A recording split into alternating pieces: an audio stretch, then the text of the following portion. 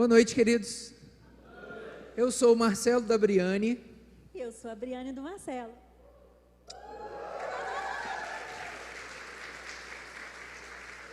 Se você não foi no retiro de casais, no próximo você pode entender bem o que é isso, tá bom? Eu quero dizer duas coisas aqui antes da gente começar. Primeira coisa eu quero dizer, e pastor Leandro, Glena, eu nunca disse isso, tá? Briane vai poder comprovar, eu nunca disse isso. Eu gostaria que amanhã fosse sexta-feira, dia 27 de setembro.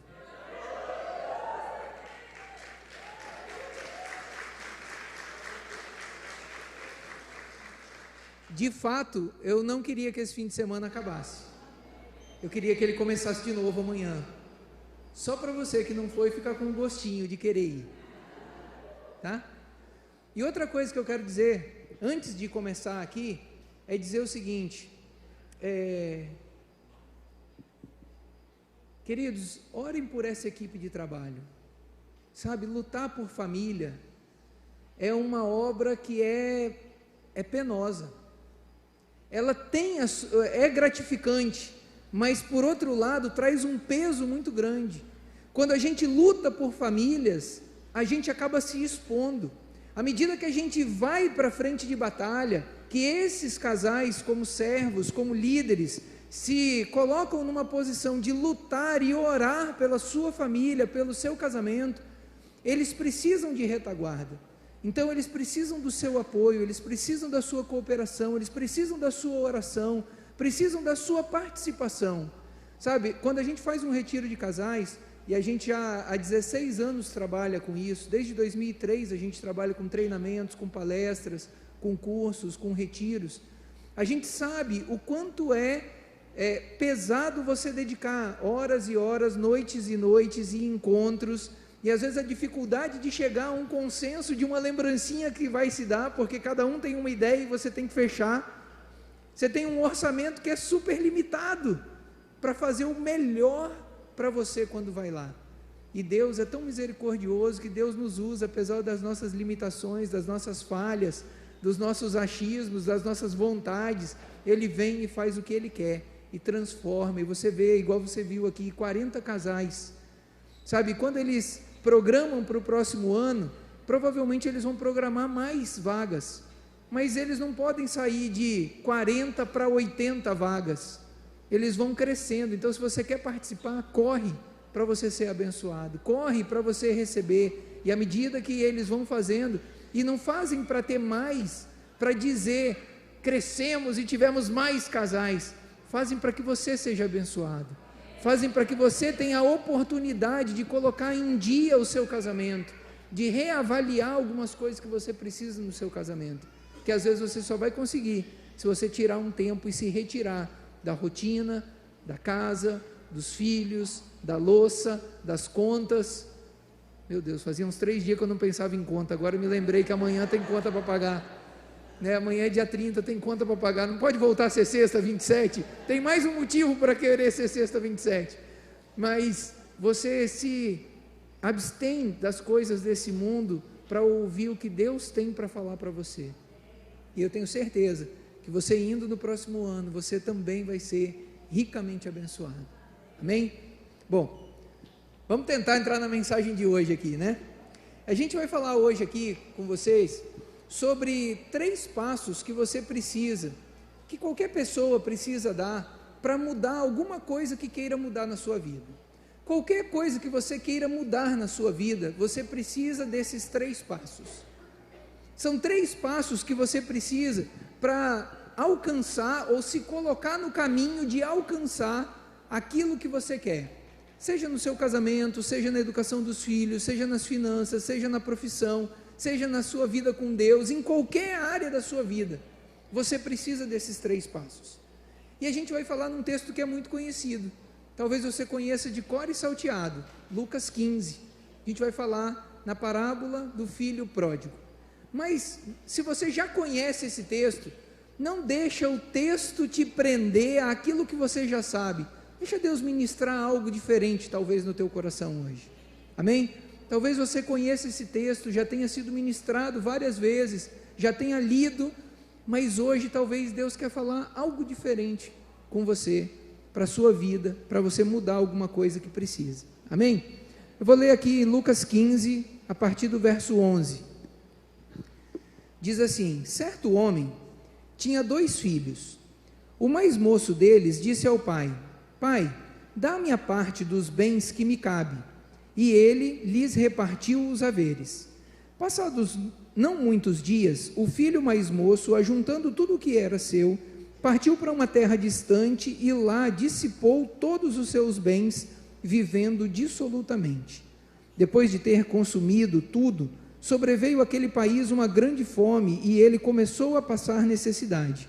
Então ele foi-se e se agregou a um dos cidadãos daquela terra, e este o mandou para os seus campos a guardar porcos.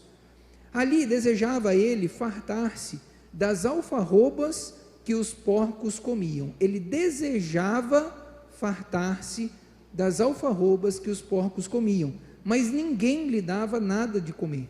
Então, caindo em si, disse: quantos trabalhadores de meu pai têm pão com fartura, e eu aqui morro de fome?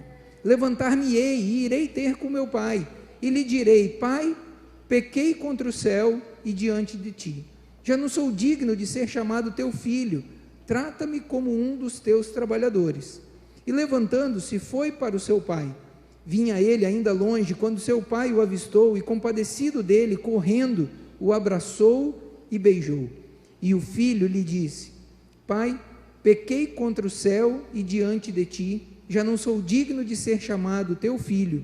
O pai, porém, disse aos seus servos: trazei depressa a melhor roupa, vestiu, ponde-lhe um anel no dedo e sandálias nos pés.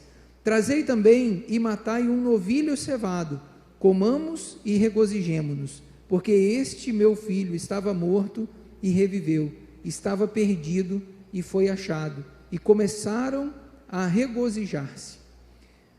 Quando a gente olha para esse texto, a gente começa a perceber que as nossas ações, elas não são ao acaso. As nossas ações, elas não são involuntárias. As nossas ações nascem em algum lugar. Se você está onde você está hoje, é porque você tomou algumas ações. E você tomou algumas ações baseado primeiro em um pensamento. Quando a gente vê aqui no começo dessa história, no verso 11, verso 12, diz que esse jovem pediu ao seu pai a sua parte da herança. E ele não chegou e pediu simplesmente, ele já devia vir pensando sobre isso há algum tempo. E aí tem uma frase que diz assim: pensamentos geram ações, ações geram hábitos, hábitos moldam o seu caráter, e o seu caráter aponta para o seu destino. Esse jovem, ele pensou em pegar aquilo que teoricamente seria um dia a parte dele, e se apropriar naquele tempo, e viver de uma maneira, e esse pensamento levou ele até uma determinada condição, que não era favorável para ele. Eu não sei o momento que você está vivendo, e em que área da vida você precisa de uma mudança, você deseja uma mudança, mas talvez você deseje uma mudança porque lá atrás você tomou algumas decisões que talvez não devesse ter tomado. Talvez seu casamento passando por alguma dificuldade, algum momento de instabilidade, talvez suas finanças apertadas ali, uma crise, e você tomou decisões no passado que não deveria ter tomado. Talvez na sua profissão você deixou algumas oportunidades passar que não deveria ter deixado, ou que hoje pensa que não deveria ter deixado, e a gente precisa verificar como que a gente anda. E o primeiro passo é você tomar consciência. Na psicologia tem uma das teorias que ela fala que a consciência é você se tocar que aquilo ali é a sua realidade. É trazer à consciência o que está acontecendo com você. E o filho pródigo fez isso. No versículo 17, fala assim: caindo, porém, em si. Você precisa perceber o que está ao seu redor. Você precisa perceber como está a sua situação. Você não pode simplesmente chegar e ficar achando que está tudo bem, quando na verdade não está tudo bem. E o filho pródigo caiu em si e percebeu algumas coisas. Primeiro, ele percebeu que quem estava com ele, não estava tão com ele assim. Os amigos não eram tão amigos assim. Ele percebeu que a grana acabou.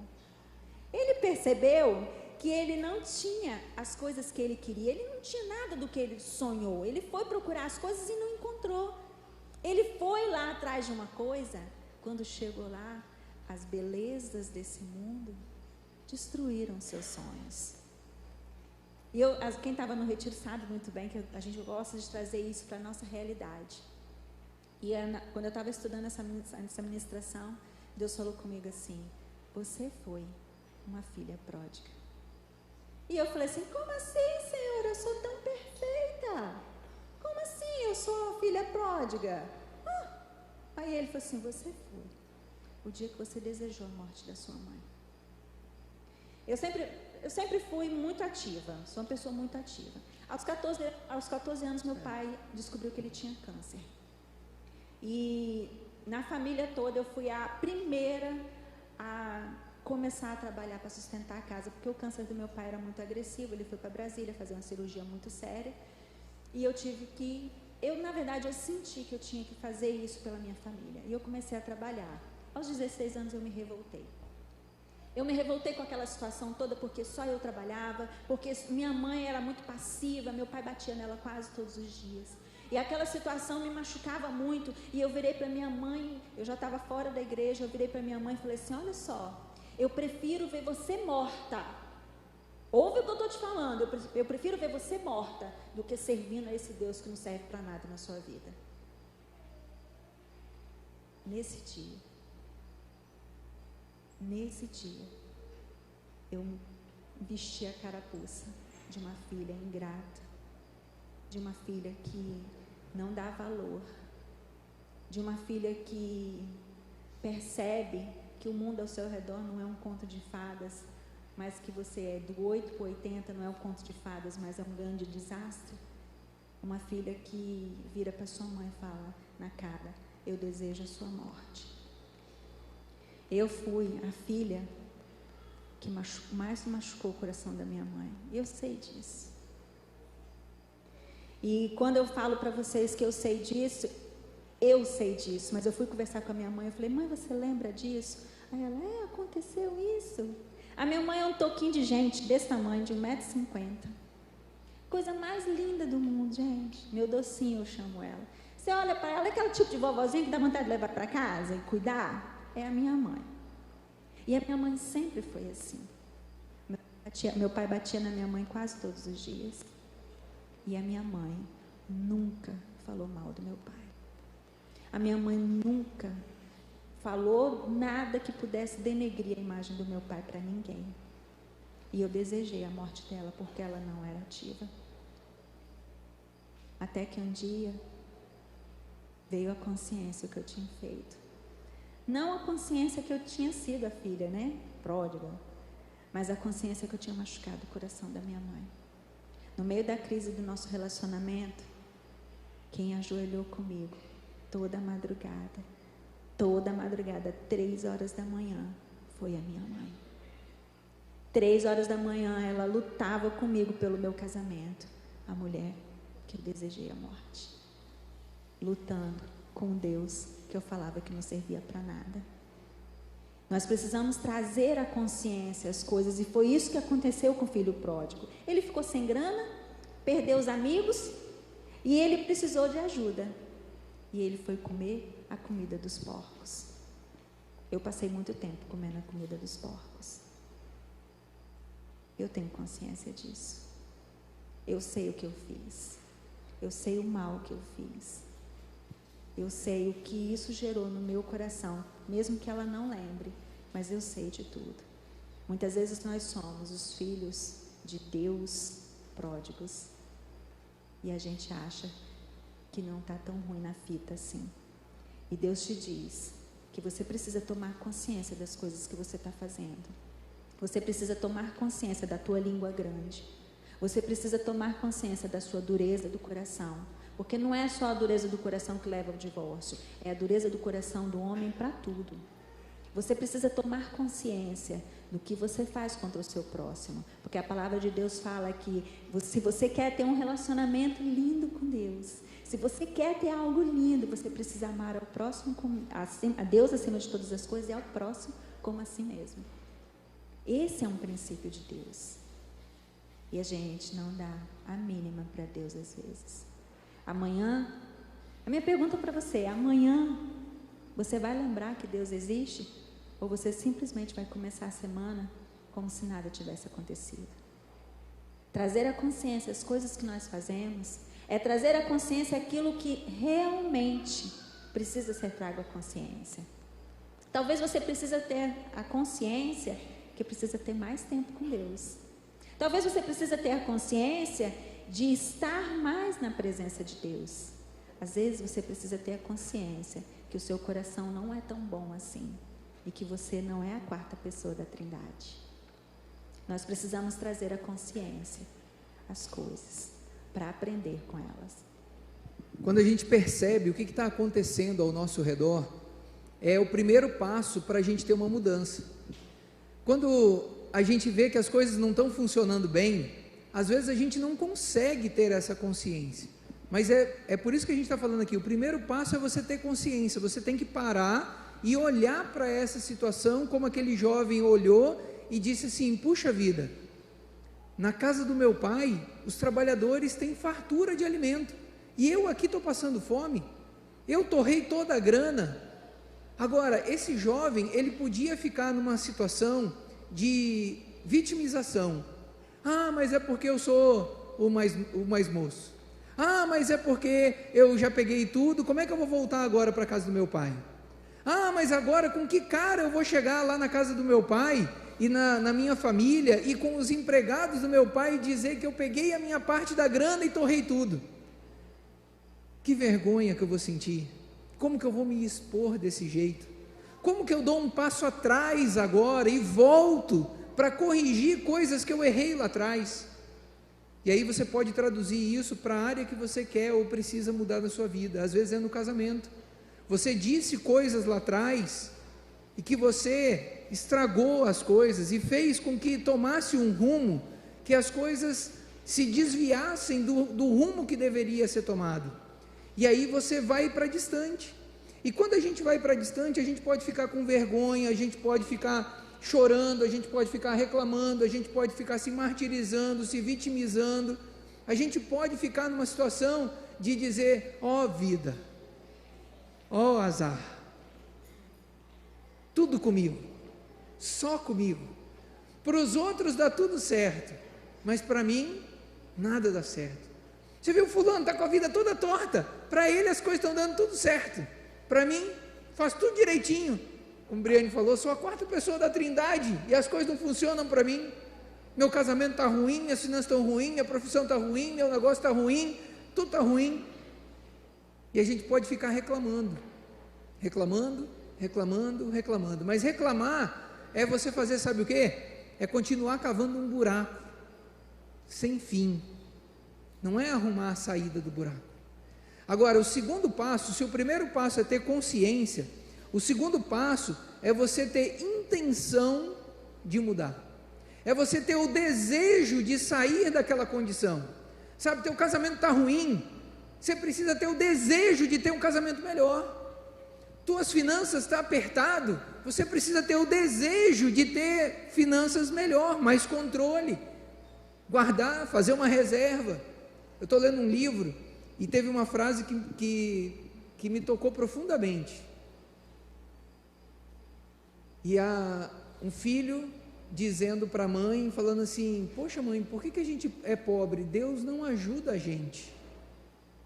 Deus não ajuda a gente é pobre. E a mãe virou para esse filho e disse assim: filho, a culpa não é de Deus, o problema não é Deus, não é Deus que quer que a gente seja pobre. O problema, aí ela falou, o problema é que seu pai nunca quis ser rico. Seu pai nunca quis ter uma condição diferente. Então o seu pai sempre fez o mínimo, do básico para sobreviver só. Falei, caramba, olha só. Quantas vezes a gente diz, mas Deus não abençoa o meu casamento. Mas e o que você está fazendo para abençoar seu casamento? Para mudar a história da sua vida? Deus não abençoa meu relacionamento com os meus filhos. Mas quanto tempo você gasta de sentar no chão e brincar com os teus filhos? Nós temos 2 filhos. Nós temos o Marcelo com 23 anos e a Bruna com 21. Quando eles eram pequenos, eu sentava no chão e jogava jogo de tabuleiro com eles. Eu precisava trabalhar, mas eu dizia para a Briane, primeiro eu vou brincar com eles, depois a gente bota eles para dormir, lê a Bíblia, bota eles para dormir, depois que eles dormirem, eu volto a trabalhar até a hora que eu tiver que trabalhar e resolver os meus problemas que eu tiver que resolver. Mas eu tive tempo de brincar com eles. Quando o Marcelo foi embora de casa, ele foi com 18 para 19, ele foi para o seminário em São Paulo, e hoje ele está lá no seminário, no 4º ano do seminário. Eu fiquei muito mal chorando, porque eu achava, o sentimento que eu tinha era como se fosse semelhante ao sentimento de morte, de que eu nunca mais veria o meu filho, eu nunca mais estaria com ele como eu já estive antes, eu nunca mais poderia fazer nada por ele. Esse era o meu sentimento. Tanto que no dia que a gente levou ele no aeroporto, ele embarcou, eu fiquei chorando, porque eu sou mesmo chorão, e a gente saiu dali, eu, Briane e Bruna, e a gente foi ao mercado, e eu divido a lista com Briane, para fazer compra, e a gente foi, e Briane estava com Bruna na parte de hortifruti, e eu fui buscar outras coisas. Aí dali a pouco Briane virou e falou bem assim, Bruna, vai ver onde está seu pai. Aí Bruna foi lá ver onde estava o pai, e dali a pouco Bruna gritou, mãe, o pai está lá nos biscoitos chorando. Aí eu estava lá nos biscoitos, meu filho gosta tanto desse biscoito, mas eu não vou poder comprar para ele. Não adianta você ficar chorando, reclamando diante de uma situação. Briane veio e abriu meus olhos, falou assim, amor, quantas vezes você brincou de lutinha com ele? Quantas vezes você rolou no chão brincando com ele? Quantas vezes você jogou bola com ele? Essas não foram muitas não, mas ele queria que fosse bem mais. Mas quantas vezes você brincou com ele, você esteve junto, você participou da vida deles? Falei, é verdade. Só que você precisa ter intenção de mudar. Não adianta só você olhar, sabe, tem uma frase que diz, talvez você já tenha visto essa frase por aí, diz assim, não compare o palco dos outros com os seus bastidores. Não compara a sua vida dentro de casa com as fotos de Instagram e Facebook dos outros. Porque quem é que coloca uma discussão no Facebook e no Instagram? Não, lá só coloca foto maravilhosa. Eu fiz um atendimento com um casal, nós somos coach também, eu fiz um processo de coach com um casal, e aí na primeira sessão eu perguntei para eles assim, qual é o objetivo de vocês com esse processo? Aí a esposa escreveu lá o que ela queria, o marido escreveu, eu quero ter meu casamento em casa igual ele é no Facebook.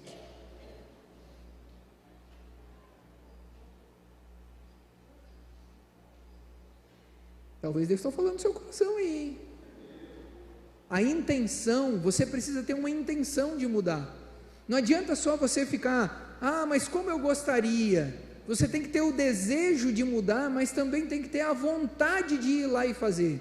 É planejar algo. O filho pródigo, ele disse assim, poxa, o que eu posso fazer nessa situação? Quando ele teve consciência, ele caiu em si, ele para refletir. Ele diz, puxa, os trabalhadores do meu pai, eles têm comida. Eu acho que eu vou fazer o seguinte, eu tenho vergonha de voltar lá e pedir para o meu pai me tratar como filho de novo, vou pedir para ele me tratar como um dos trabalhadores, porque pelo menos eu vou ter comida. Então eu acho que eu já sei o que eu vou fazer, eu vou me levantar, eu vou até o meu pai e vou dizer para ele, pai, eu pequei contra ti, só que intenção sem ação é igual a nada. Você ter boas intenções e não fazer nada, não resolve nenhum problema. Você já ouviu aquela frase que diz, no cemitério, de boas intenções o inferno está cheio, e no cemitério tem grandes ideias enterradas lá, com aquelas pessoas que não colocaram em ação os seus sonhos, os seus desejos, aquilo que elas queriam. Então você precisa ter consciência, você precisa ter intenção. E você precisa ter congruência, agir de acordo com a sua intenção. Congruência é quando você pensa alguma coisa, o seu corpo vai reagir conforme você pensou, a sua fala vai ser conforme você pensou, as suas ações elas vão ser conforme você pensou. Ter congruência não é pensar uma coisa e falar outra. Ter congruência é viver um casamento feliz em casa, igual é no Facebook. Amém. Ter congruência é tratar os filhos bem como você trata na igreja na frente dos outros. Sim. Ter congruência é não gritar com o marido. Né? Rosnar, a gente fala que não é gritar não, é rosnar. Mulher não grita, mulher rosna. Ter congruência é você ter noção que o que você pensa, você age. Ser congruente é uma das coisas que o ser humano não consegue fazer. Porque se você tem esse casamento do Facebook, você teria problemas em casa? Se os seus filhos fossem tão lindos e perfeitos, maravilhosos, mamãe, como são no Facebook, você passaria raiva com eles em casa e gritaria com eles em casa? Eu tenho uma amiga minha que ela falou o seguinte: Miri, eu acho que eu estou ficando doida, porque a minha vizinha foi reclamar comigo que tem ouvido muitos gritos lá em casa. Aí eu falei assim, eu tenho uma vizinha assim também. Só que essa minha vizinha, ela xinga a menina dela da parte da manhã até a noite com todos os nomes que você não ousa imaginar. É uma adolescente. Ela grita o dia todo com essa adolescente. Essa menina, você olha para ela, ela é toda fechada, ela tem aquele jeitão assim, todo cabelo preto, roupa preta, ela é toda fechada. Por que será que essa menina é assim? Ser congruente é viver o que você sonha, é viver o que você pensa na vida real. O seu casamento é congruente com o Instagram? O seu casamento e a sua família é congruente com o que você coloca nas redes sociais? Sabe o que tem matado as famílias? Esse bichinho aqui, ó. Vocês sabem o tanto que as pessoas ficam agarradas aqui e esquecem de ficar agarradas aqui? Ser congruente é deixar isso aqui de lado e viver mais isso aqui. Ser congruente é chegar na igreja e ter a mesma vida que você tem em casa, ter na igreja. Mas a gente chega na igreja... A paz do Senhor, irmão. Glória a Deus. Aleluia. Como está a sua vida, amada? Aleluia. Na igreja... E na igreja tem outra coisa, né? Na igreja tem assim, ó. Eu posso ver que tem alguns irmãos que estão com o braço por cima do ombro, mas não é para vocês não, tá? Estou só dizendo que muitas vezes na igreja a gente passa a mão por cima do ombro da esposa, ou a esposa por cima do ombro do marido, mas em casa é como? Cada um virado para um lado, bem distante, cada um no seu mundinho. Ser congruente é viver o que você vive lá fora, aqui dentro. É viver o que você vive aqui dentro, lá fora. O filho pródigo, ele levantou e foi para o seu pai. No versículo 15 ele fala, levantou-se, foi para o seu pai. Não adianta ter decisão se você não consegue agir. Verso 20, se você consegue agir. Decisão sem ação é igual a nada. Não vai mudar nada. Tem uma teoria que fala que o processo de mudança ela tem 5 estágios: a pré-contemplação, a contemplação, a decisão, a ação e a manutenção. A pré-contemplação é quando você toma consciência, preciso mudar. Vou dar um exemplo. Você toma consciência, eu estou meio acima do peso, então eu tenho que ir para a academia. Mas para ir na academia eu preciso ir, né? Então, mas eu não estou com vontade de ir agora, não. Aí você começa a contar historinhas. Eu não tenho dinheiro, eu não tenho tempo. Ai, o que vão achar de mim porque eu estou gordinha, né? A roupa vai ficar apertada. Mas a sua saúde só está deteriorando. Você só está crescendo. Mas não é de músculo, não, é de gordura. Ter a consciência que você precisa mudar e não agir não vai fazer com que você chegue no quarto passo, que é a ação. A pré-contemplação, você vai pensar na situação, mas não vai sair dela. Não vai fazer nada para mudar. Na contemplação, você começa a pensar na possibilidade de ir na academia, parar de comer besteira, aquele hamburgão, aquele podrão depois do culto domingo. Ter consciência é uma coisa boa, mas se você não entrar em ação, não adianta nada. Ter consciência que, marido, que a sua esposa precisa de você em casa, como sacerdote do lar, é uma consciência muito linda, porque a Bíblia fala para você ter isso. Mas em casa, ser sacerdote é muito diferente. Em casa, exercer o sacerdócio que Deus te deu é muito diferente. Decisão sem ação é igual a nada. Mulher, chegar em casa e deixar o marido, que é meio lerdinho, quem estava no retiro vai entender, que é meio lerdinho. A história do lerdinho de novo, perseguindo. Que não é lerdinho não, como é que é? Paciente. Eu acho que nós somos impacientes, né, mulheres? Mas assim, o marido que é mais paciente tomar as decisões sem você ir lá e pegar a decisão da mão dele. Ah, você está demorando demais. Meu Deus do céu, como que você é lerdo? Eu já falei isso para ele. Mas como você é lerdo? Meu Deus, deixa que eu faço. É isso que a maioria das mulheres fazem. Aí depois reclama que o homem é um banana. E ela é um baita de um abacaxi. Muitas vezes, nós entendemos que nós precisamos mudar, mas nós não mudamos. Mas o filho pródigo mudou. Ele tomou a decisão e ele foi. O corpo dele entrou em congruência com a mente. Eu vou para o meu pai e eu vou falar para o meu pai o que eu fiz, como eu me arrependi, como eu tomei consciência, e vou falar para ele: pai, deixa eu ficar aqui como um dos seus trabalhadores. É tomar consciência e agir conforme o que você colocou na sua cabeça. Não é chegar na metade do caminho, tomar uma decisão diferente e mudar tudo, não. Todos os dias Deus nos dá 86.400 possibilidades. Vocês sabem o que são as 86.400 possibilidades?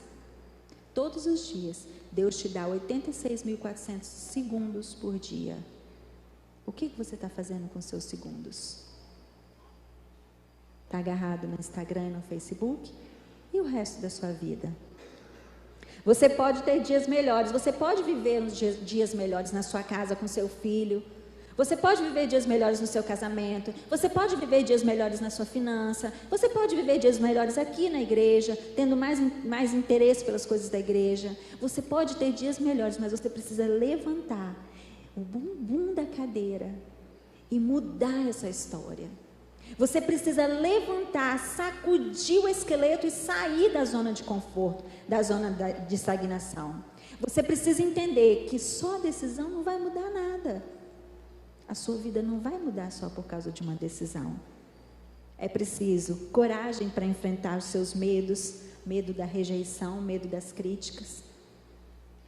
Você acha que todo pastor é para frente, chega aqui e fala: vou arrasar, vou fazer acontecer? Não, nós temos nossos medos, nós temos os medos da crítica, medo da rejeição.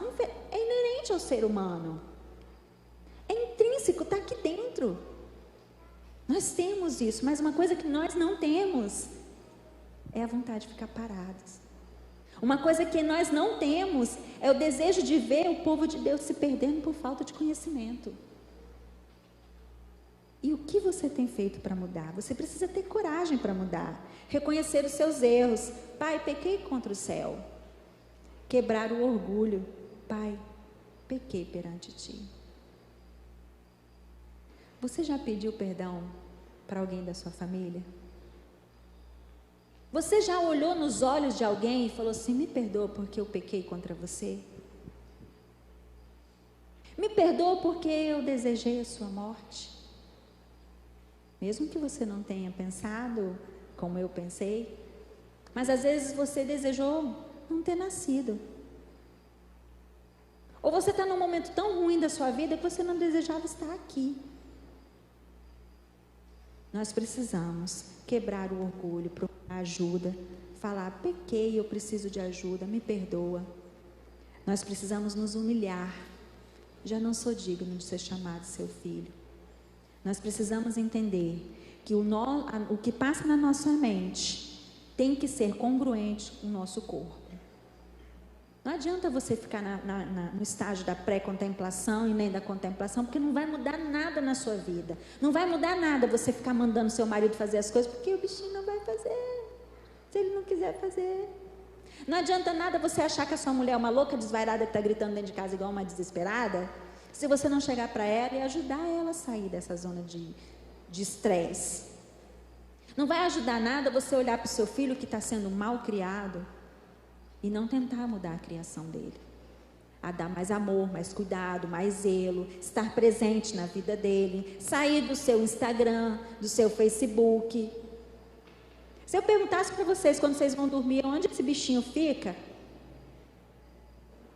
nós ficaríamos surpresos. Ele dorme mais agarrado com você do que seu marido. Às vezes as pessoas colocam embaixo do travesseiro essa criatura aqui, ó. Dorme mais pertinho de você. E isso está sendo levado para os nossos filhos. E o erro é de quem? O erro é nosso. O erro é seu. Vou jogar o celular dele comigo. Não é raro, não. O erro é seu. Porque você está dando um exemplo errado. Eu tenho uma amiga minha que ela virou para mim e falou assim: Bri, me ajuda, porque meu casamento está morrendo por causa do Instagram. E eu falei: eu só posso fazer alguma coisa se ele me procurar, e se ele procurar ajuda. E o casamento dela está morrendo por causa do Instagram.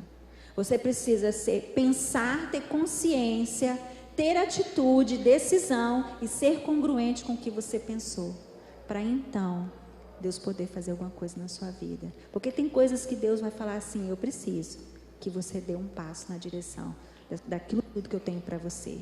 Eu tenho uma coisa que um pastor, quando eu era pequena, ele falava, pastor Isaías, o pastor do meu coração, ele falava o seguinte: imagina que Deus tem várias prateleiras, né? Imagina o escritório de Deus, aquele escritório lindo, maravilhoso, né? E tem várias prateleiras assim. Aí tem uma prateleira, está escrita assim: Briane. E tem um monte de saco lindo, sabe? Tipo o sacolinha que eles deram no retiro, coisa mais linda do mundo. Tem um monte de sacolinha assim separada, escrito as minhas bênçãos. Tudo que ele separou para mim. Tudo que ele separou. Mas está tudo lá me esperando. Porque eu não dou nenhum passo na direção de Deus. Está tudo lá me esperando. Porque só o fato de pensar e de falar: Senhor, me abençoa, e não mudar uma postura, não vai trazer a bênção para mim. As bênçãos estão lá me esperando. Estão lá guardadas, esperando a minha ação. Talvez o que você precisa é entender que você precisa entrar em ação para mudar qualquer coisa na sua casa, na sua vida. Desde um problema emocional, um problema espiritual e até um problema físico. Você precisa ter consciência, perceber a sua situação atual, ter uma intenção e então agir de maneira congruente com todo o seu ser. Ser congruente é pensar, agir com o seu corpo, fazer aquilo que você está pensando em fazer. Sabe quando a gente não é congruente? Vou dar um exemplo para você.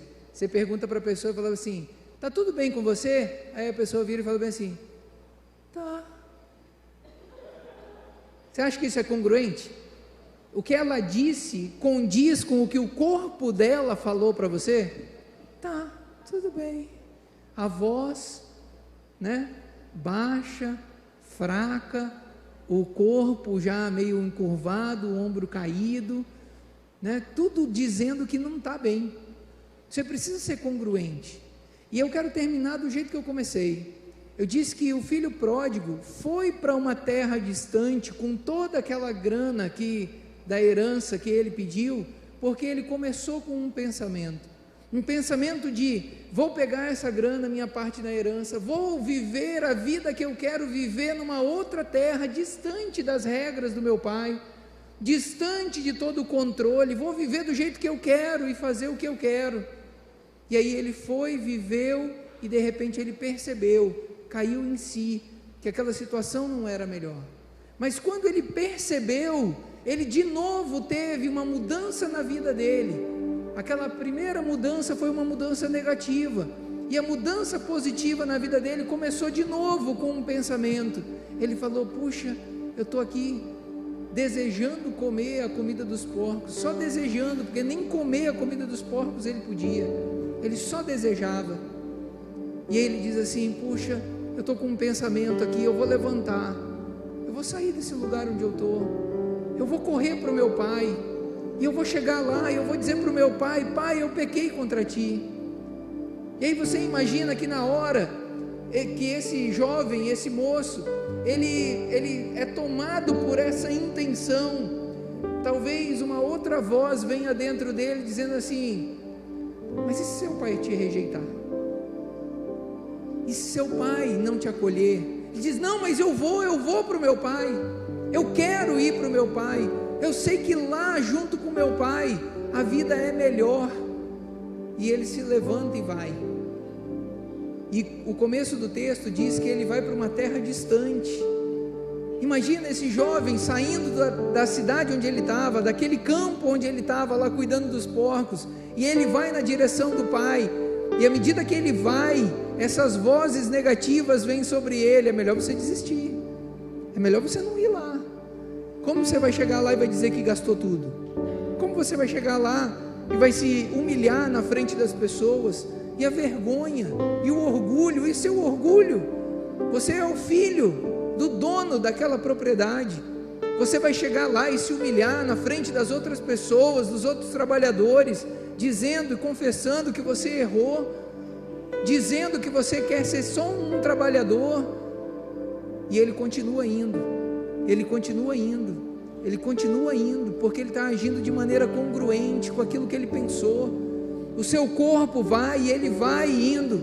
Só que o texto diz algo maravilhoso no verso 20, diz assim: ele saiu e foi, e quando ele estava indo longe de casa, o pai o avistou, e com muita pena do filho, correu e o abraçou e beijou. O pai sabe o quanto é difícil, sabe? Deus está falando no seu coração aí. Eu sei que Deus está falando com algumas pessoas aqui, mostrando, dando consciência de por que você está vivendo o tempo que você está vivendo, por que você está passando o que você está passando. Você está tendo consciência nessa noite, e talvez Deus já tenha ministrado aí no teu coração uma intenção, você tenha tomado uma decisão: eu vou fazer isso, amanhã eu vou tomar essa decisão, amanhã eu vou pedir perdão para minha mãe, amanhã ou hoje à noite eu vou pedir perdão para o meu marido, para minha esposa, para os meus filhos, para os meus pais, amanhã eu vou buscar como resolver essa questão financeira, amanhã eu vou buscar como resolver a minha questão profissional, amanhã eu vou dar um passo para voltar atrás, e não interessa se eu vou ter que dar 2, 3, 4, 5 passos atrás, é melhor eu voltar atrás e tomar a direção certa, o caminho certo para resolver a minha vida, do que continuar insistindo no problema. Talvez o que você precisa é fazer com que essa decisão que está no teu coração, ela venha para fora e vire uma ação. Deus sabe o quanto é difícil, Ele sabe o quanto é difícil a gente tomar a decisão, a gente decidir mudar algo que precisa ser mudado na nossa vida, e é por isso que Ele deixa aqui registrado, dizendo que o pai correu até onde o filho estava vindo, e o abraçou e o beijou, porque ele deve ter pensado: antes que meu filho desista e queira voltar, quando ele já está tão perto de receber a bênção, de me encontrar, eu não quero que ele fuja, que ele corra, que ele desista. O pai corre ao seu encontro. Eu quero que você feche seus olhos agora, feche seus olhos, e talvez você já tomou consciência de algo que precisa ser mudado na sua vida, de algo que você queira mudar. Se tem algo que você quer mudar, diz aí agora para Deus. Mas sabe, querido, de simples, diz de verdade, diz do seu jeito, não diz com evangeliquez. Não vai chegar para Deus e falar assim: Senhor, Deus dos exércitos. Diz: Senhor, eu preciso mudar nessa área. Senhor, essa área está me incomodando, eu preciso de uma mudança, e agora eu tenho consciência de que preciso mudar. Eu tenho uma intenção, eu tenho um desejo, eu quero fazer. E deixa Deus falar algo no teu coração. O que você precisa fazer? O que você tem que fazer hoje? O que você tem que fazer daqui 15 minutos, 20 minutos, meia hora, quando acabar o culto? O que você tem que fazer amanhã? Deixa Deus falar no teu coração. Deixa Deus falar com você.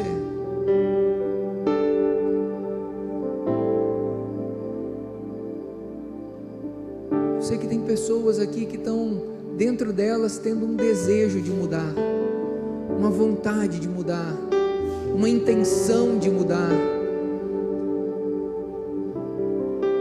Mas sabe, só intenção, desejo sem ação não muda nada.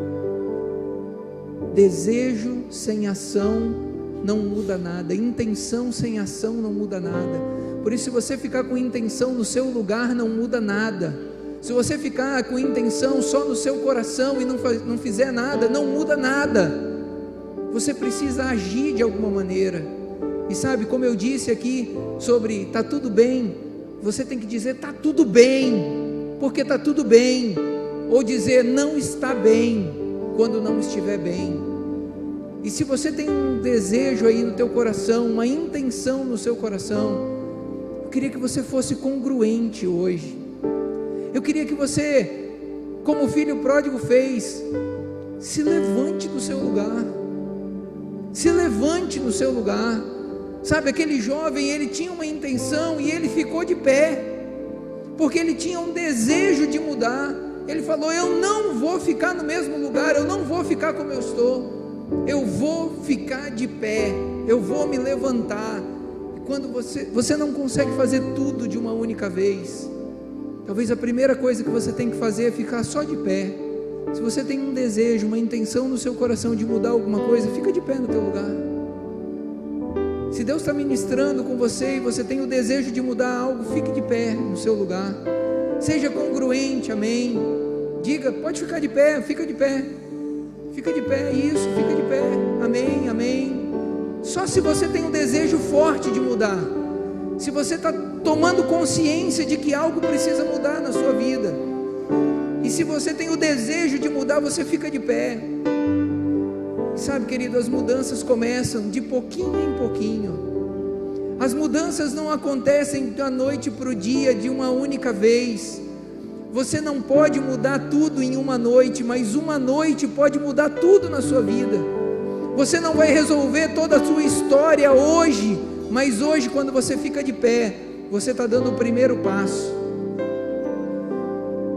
E aí, sabe, aquele jovem, ele disse assim: eu vou me levantar e eu vou para o meu pai. Eu vou me levantar e eu vou para o meu pai, porque meu lugar é estar lá junto com o pai. E sabe, querido, eu vou te fazer esse segundo desafio também. Eu vou te fazer o desafio, agora que você levantou, de você deixar o seu lugar e vir até aqui à frente. Não porque aqui na frente é um lugar mais abençoado do que o lugar que você está, não porque aqui na frente tem um poder sobrenatural diferente, mas você está dizendo para o seu corpo, para a sua mente, para todo o seu ser, para o seu espírito: eu quero algo diferente, eu quero mudar. E aí você faz um passo de cada vez. Talvez você está ainda de pé aí no teu lugar, e você está pensando: mas como eu vou lá? E o meu orgulho? E o meu orgulho? Como que eu vou quebrar isso? E o meu medo de crítica? O que vão pensar? Eu lidero alguma coisa, o que vão pensar de mim? Querido, não existe nada que alguém possa pensar sobre você que seja mais relevante do que o que Deus pensa sobre você. E o que Deus pensa sobre você está ligado ao que você faz com o que você pensa. O filho pródigo se levantou, e agiu. E você precisa tomar uma decisão hoje, porque você teve consciência, você teve uma intenção, porque você teve uma intenção, você se levantou, porque você se levantou, você correu para o Pai, porque você veio aqui na frente hoje. Daqui a pouco você vai fazer o que tem que fazer, amanhã você vai fazer o que tem que fazer, e é para já, não é para o mês que vem, não. É o que você tem que fazer, faz agora, porque no meio do caminho, onde você está e para onde você tem que ir, Deus vai te acolher e vai te abraçar e vai te apoiar e vai te sustentar, para que você não desista no meio do caminho. Amém?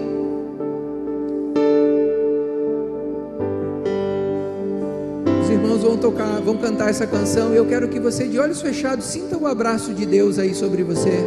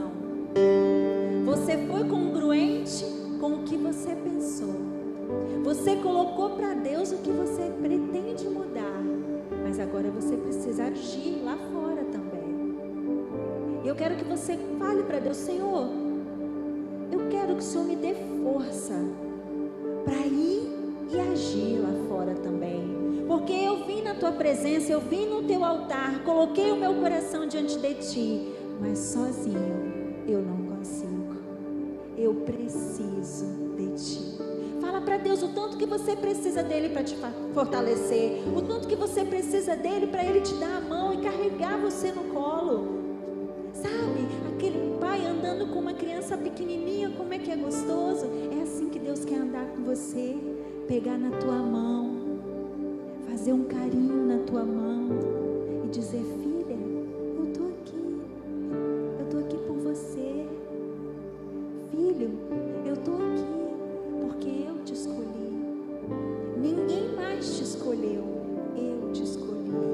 Eu te amei desde o dia que eu te projetei. Eu te amei desde o dia que eu sonhei com você. Eu te amei e continuo te amando. Fala para Deus o tanto que você precisa dele para não desistir, para não cair e para continuar crendo que que o Deus da sua vida é o Deus que cura, salva e liberta. Fala para Deus da sua necessidade e o tanto que você precisa dele. Deixa Deus ser aquele que vai tocar a tua mão, aquele que vai pegar na tua mão, andar com você, ser aquele que vai te conduzir, falar: filho, as suas bênçãos estão aqui, eu quero te dar todas elas, não quero deixar nenhuma na prateleira, eu quero levar você até lá, para você pegar uma por uma, porque eu sou o Deus da sua vida, porque só Ele sabe os pensamentos que tem a vosso respeito, pensamentos de bem e não de mal, para vos dar um fim e uma esperança. Senhor, muito obrigada pelo teu cuidado. Muito obrigada, dia após dia nós sentimos a tua ação sobre as nossas vidas, mesmo numa ministração, Pai, nós sentimos o teu cuidado, sabe, Senhor, nós ficamos constrangidos pelo teu cuidado, nós ficamos constrangidos pelo teu amor, nós ficamos constrangidos pelas tuas misericórdias, porque essas se renovam a cada manhã. Nós ficamos constrangidos porque o Senhor tem pensamentos maiores do que os meus olhos não conseguem enxergar, a minha mente não consegue entender o que o Senhor tem, mas o Senhor tem algo muito maior para nós. Nós queremos, Senhor, estar na tua presença, e nós nos colocamos na tua presença, dizendo: Pai, cuida de mim, porque sozinho eu não sei andar.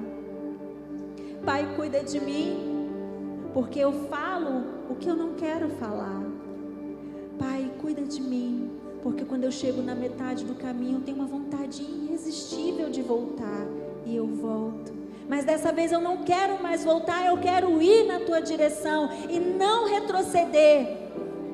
Eu quero ir agarrado contigo, sabendo que o Senhor é o Deus que me fortalece, é o Deus que cura e sara todas as feridas, e são as minhas feridas que eu coloco no teu altar, Pai. É as minhas feridas, Senhor. Ah, Pai, como é lindo depender de Ti, mas como é difícil. Nos ensina, nos mostra que mesmo no difícil é muito prazeroso depender de Ti. Toma conta das nossas vidas, Senhor, em todos os momentos. Toma conta dos nossos lábios em todos os momentos. Que sejamos congruentes com Teu amor. Que sejamos congruentes com a Tua glória sobre as nossas vidas e com a Tua misericórdia. Muito obrigada por cada vida que veio aqui na frente. Muito obrigada por cada vida que agora é congruente com a sua decisão. Toma cada oração, toma cada pedido, toma cada entrega aqui em Teu altar, Senhor. E vai de encontro à necessidade de cada um, porque o Senhor é o Deus da nossa história. Muito obrigada pelo Teu amor, muito obrigada pelo Teu carinho, muito obrigada, Senhor, por ter nos escolhido. Em nome de Jesus, amém.